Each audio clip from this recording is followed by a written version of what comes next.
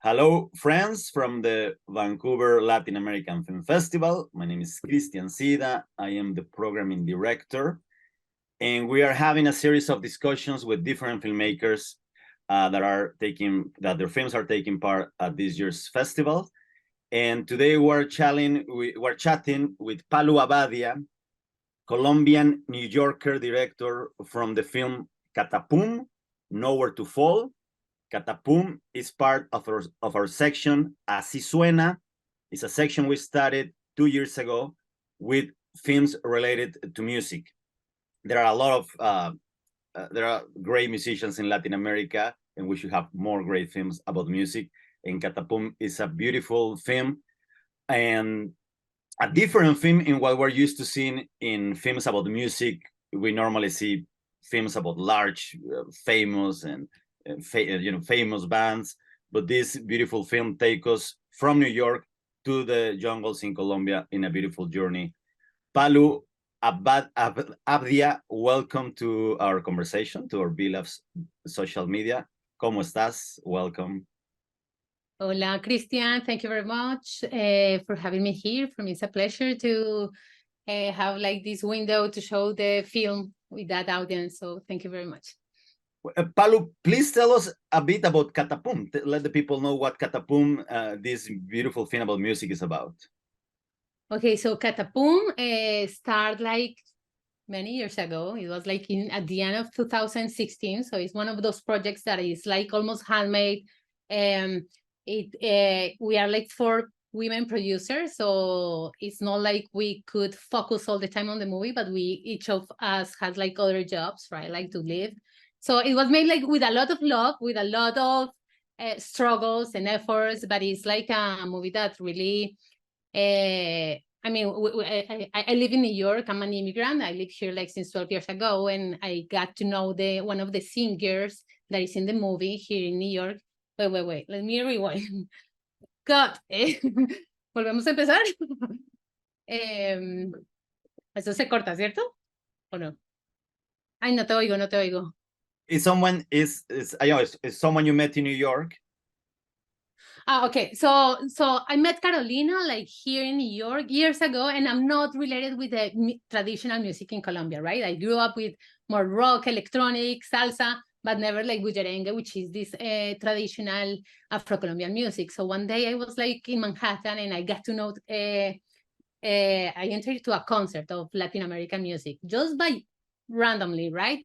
And I saw her singing, and immediately like I started to cry, and I saw the people like in the audience also crying, because it was like a really deep connection about us Colombians and immigrants with the roots. There was something in her voice and in the lyrics of this song that just touched us.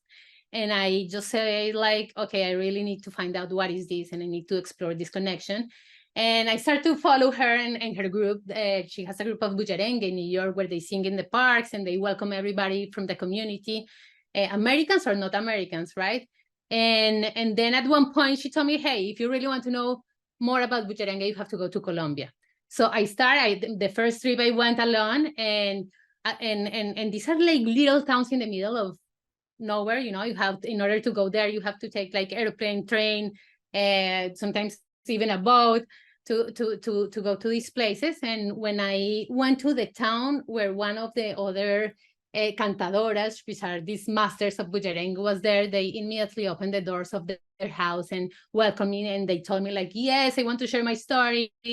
And they just like welcomed me to their house. I even sleep with her like and we saw like a relationship, which was also like a friendship, you know. So and so I came back like 3-4 times, and then we started the process of post-production and to apply for grants in order to make it happen. And the story is basically like it's like the story of 3 women from 3 different generations that are united by this Afro-Colombian tradition called bullerengue, which helps them to heal, no? So it's like on one side, the story of them are crossed by the history of the violence in Colombia, because every Colombian is crossed by this history, right? And especially like during the 2000 to 2015, which was like pretty violent and more in this region.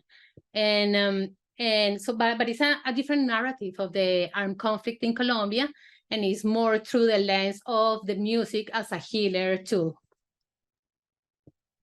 And healing tool. And I was just watching again her singing. It's a very poetic singing, bullerengue. But how would you describe what is bullerengue for people that, of course, don't know what bullerengue is? Oh my God! Well, I don't know the exact definition, but bullerengue is one of these traditional musics that comes from the slaves that escaped in the colony times, and they were like taking just the basics of, which is like leather, drums, singing, and claps, and they will like sing around the fire just to cry their sorrows, but also to celebrate life. So they start to sing every night, you know, and that's where supposed to start the bullerengue. And then like they didn't know, even nowadays, sometimes they don't know how to write or to read. It's also a way to, it's like a way to transfer like knowledge from generation to generation. So, and to transmit a legacy, you know, so the grandma teach the mother to the, you know, it's like from generation to generation, they got together and they sing.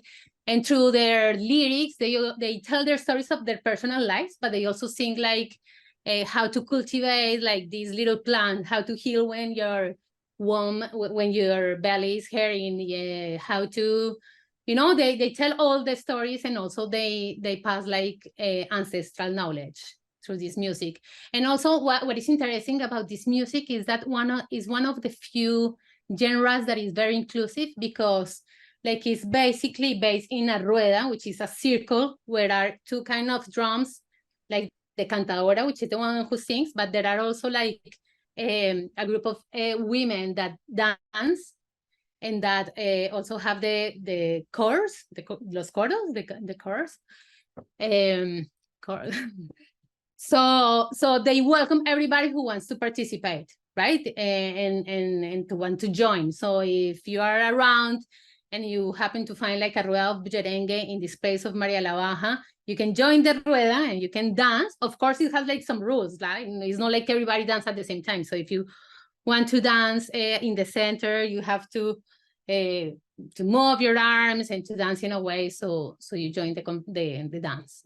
And where is in Colombia where bullerengue is more practice, or where is the region that you visited where you make the film? I mean, usually it's all the coast of Colombia, but we have the Atlantic and the Pacific, right? So there are like two niches of bullerengue, which is Maria la Baja, Montes de Maria, which was like a red zone in the time of armed conflict, and also Urabá, where they also use like broken plates to make a sound. No, they put broken plates in a little, I don't know how to call it, in a bowl, and they do like this and they do that sound. But that's the bullerengue from Urabá, which is a little towards the west. And the one I went is like in Montes de Maria, where they just use like claps. And Palu, correct me, is this your first film? This is the first feature film. I have done like medium and short films, but this is the first feature film. And what did inspire you to take on this project to make a feature film? It was what you, I guess maybe everything what you said, or? I mean, yeah, basically, like, you know, it was not like this kind of movie that you have a script and a complete idea before you start to do it, but it was like I started to do investigation with the camera, you know, at the beginning by myself, then I start to bring just women to this project, and then, you know, it's like a very organic process. At one point, the material, you have so much beautiful material that you say, no, this has to be like a longer story, you know. You say only women were working in the film, camera, sound? Interesting. It's not like I say, okay, I just want to work with women, but just organically, like the producers were women, the camera was one. There's just like the sound person, which is a man, and the sound mix. The rest, we are just women in this project. So in North America, we're in Vancouver, there is a Colombian community, of course, not anywhere as big as large cities in the United States. Have you shown the film in New York or in the United States? Yeah, we had like the premiere here this year in the Colombian and New York Film Festival, and it was amazing. We sold out like for 2 screenings, and after the film, because our idea is that once that the film finish, we have like the group coming, or some bullerenguera, some cantadora coming to the theater because one thing is to hear the bullerengue and another thing is to live the bullerengue, right? So we had like Carolina, which also lives here in New York, like to come and sing, and people like love it. I mean, even if it's a really super low budget movie, I think that it touched the hearts of a lot of immigrants that have been like for X or reason outside of the country, and I don't know, there were people that even like were crying and getting closer and wanting to know more. So it was very beautiful. You say the word low budget. Now a lot of things doesn't mean low budget because you have great cameras. It's a film that technical wise is very beautiful to see. The sound is amazing. You're gonna see this film at the Cinematheque here in Vancouver. And the trailer of this film is here in this side that you're watching. In this page, you can see the trailer of CATAPUM, Nowhere to Fall. We're very excited to show it at this year's festivals. I'm sure everybody who comes are gonna love this film. It's a really beautiful film that we're running to, after watching so many films. We thank you very much, Palu, for submitting this film, for letting us showing it at the festival. Invite your friends, everybody in Vancouver, and I'm sure I'll let the Colombian community to come and to the new generations to learn what bullerengue is.